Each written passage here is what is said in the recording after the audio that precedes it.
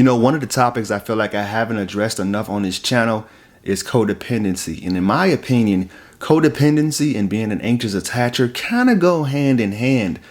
Today, what I'm going to do for you guys is I'm going to give you guys 7 steps to healing yourself from codependency. It's something that I've done, and you don't have to go through some type of course or anything like that. And you don't need these extra steps. I'm going to give it to you guys right now on this channel because you're my subscribers and I love you guys. Hey, what's going on, my beautiful people? This is Certified Life and Relationship Coach, Coach Court. In today's video, I'm going to give you guys 7 steps on healing yourself from codependency.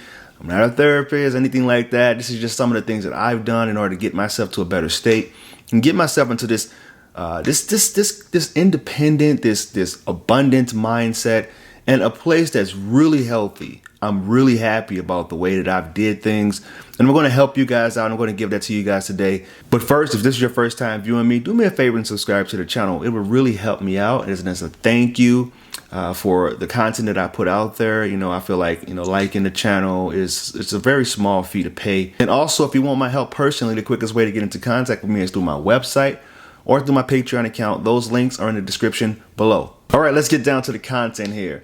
I went ahead and wrote these things down because I wanted to make sure that it was very accurate and you get the most value out of this video. So I apologize if the video goes a little bit longer than my normal videos, but I really wanted to make sure that I got everything in there as far as how to get yourself to a better state. And I was laying in bed last night and I was like, how can I bring more value to the channel? And this is some of the things that I ended up working on, 3-4 o'clock in the morning. The very first thing that you want to do is take an honest look at your life and your history. And this is probably a reason why most people don't get to a better state mentally, because it's hard. It's hard to take a deep analysis and look at yourself and the things that you were taught, the things that you felt to be law and just normal, when it ended up being either old wives' tales or desensitization to trauma. If you guys aren't familiar with trauma is things that happen to you that never should have, or things that should have happened but didn't. It's hard to really take a look at yourself and just understand that you didn't get dealt the greatest hand growing up.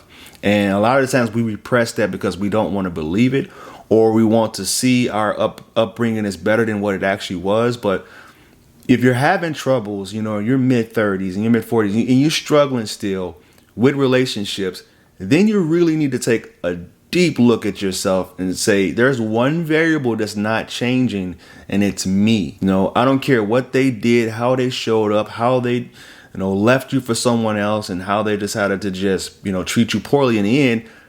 Why is it that you're still hooked on this person? Why are you still attached? The second step is to start rewriting your narrative in your life.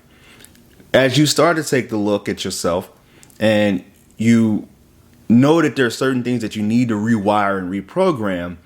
Someone told me that I'm my own best therapist, and I took that very serious. I'm like, wow, I can really do some analysis on myself and heal myself.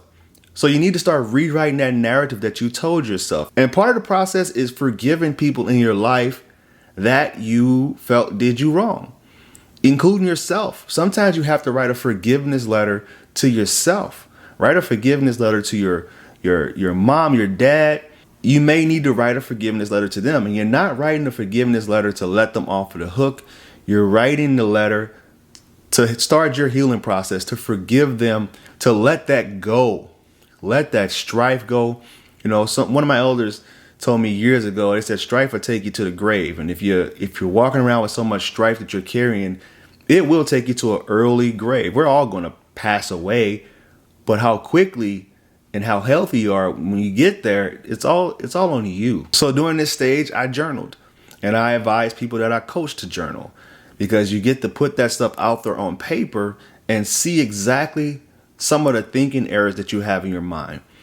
So that's the second step. Start rewriting your narrative and forgiving people in your life that you need to. The third step is to be aware of your negative self-talk. They call them ants, automatic negative thoughts. What are you telling yourself automatically when things start to go wrong? When someone's pulling away from you and when you're feeling like you're about to lose your significant other, what are you telling yourself? What is the automatic thought that comes into your head? Is it negative? Because most of the time it's negative.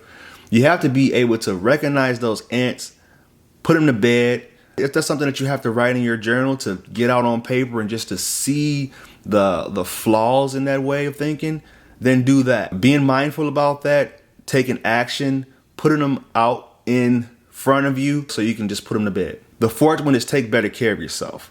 When you're going through a breakup and when you're in a relationship, you start eating terrible. When you're going through a breakup, you may not start eating it. You may stop eating. You may stop eating altogether. One of the things that I tell people when they're going through a breakup or they're struggling to get over someone is they need to eat. Wake up in the morning, eat an egg or two. You don't have to like it, but it's necessity, because essentially what you're doing is you're starving yourself. And if you're not taking care of yourself, you're not going to the gym, you're not getting that exercise that you need to get when you're in a broken state, or when you're in a relationship that you're really feeling like is your world. You guys know how I feel about that. Go back to my other video that I posted a week ago where I talk about the myth of the one. And that's a video that didn't do too well, but I feel like it's very accurate. Go back and check that video out. That video is going to be in the description below. Number 5 is lean on a larger support system outside of your spouse or outside of the person that you're with. The person that's causing you the most pain. I wrote on my Instagram, which is I am Coach Court. I wrote a quote on there maybe like 6 months ago, probably even a year ago. It's been a while. That said that a person can't be the cause of your pain and the cure. It's not possible. And that's a lot of responsibility to put on someone. So don't do it. If you can lean on a larger support system, if you're someone that's in a place where you don't have any friends or family, then you may have to expand your circle. Go out and meet other people. Early on in the process, what you're going to naturally want to do is you're going to want to isolate. And that's actually healthy, okay? It's actually okay to isolate, cut yourself off from people, and turn inward. Because I feel like part of this process, you need to do that. When you're going back to step 1, you're taking an honest look at your life, you're going to need no outside influences. It's going to require for no outside influence. And you need to take that, turn inward and cut people off. But if you get to, the later stages of the healing, you're going to want to expand your reach, even if it's relying on podcasters or YouTubers. That's one of the things that I did. Lean on them for support. Book a session if you need to. Do what you need to do in order to expand so you're not alone anymore. You've done that. That was kind of like the cocoon stage. Now you're out. Number 6 is advocate for yourself, or start advocating for yourself. That inner child needs someone to protect it. And being able to say no to people, and especially the person that you're codependent with, is huge. The book that I like to recommend to people is Codependent No More. It's by Melody Beattie. I actually saw it in a Netflix series not too long ago, which kind of blew my mind. I was like, wow, I recommend this book to people that I coach. So that's another book that's a good resource for you guys. I don't know if I have that down below, but I'll try to get it there if I remember. So go ahead and check that book out also. Saying no is huge. Setting healthy boundaries for yourself, advocating for yourself is part of the codependent recovery process. Because if you don't, and if you're constantly being a people pleaser, like most anxious attachers are, then you'll be very resentful. And for the guys, if this was something that you struggle with also, there's a thing called nice guy syndrome, which was written in the book No More Mr. Nice Guy. You can also check that book out as well. Number 7, which is one of my favorites, practicing the art of letting go. And how I got there, how I arrived to that point, was by studying Dr. Wayne Dyer's work. And he introduced me to Taoism, which is, the yin and the yang sign, living in that middle ground, living right here in the now, not living too far in the past, not living too far in the future. It's like, I think it was Sadhguru said, we don't struggle from past and future because they don't exist. What we struggle from is our memories and our imagination. So if you can learn the art of letting go, practice it, being able to just, take a snapshot of what you enjoyed about that relationship and then let it go. I talked about that on my live session. It's like, when you see a feather coming by, a beautiful feather, you'll grab it, and you just observe it. You'll see the beautiful colors and beautiful structure. And at some point, you'll just have to let it float away in the wind again. So if you can practice that, which is, I feel like, the ultimate step, there can be more steps, but, I thought these 7 were a good starting point.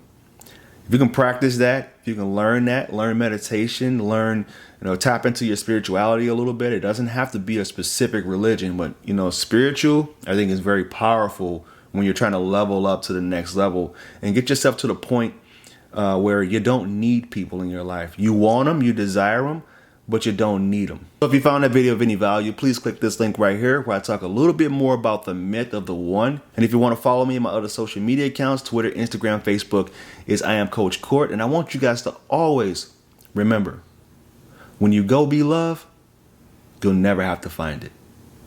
Namaste.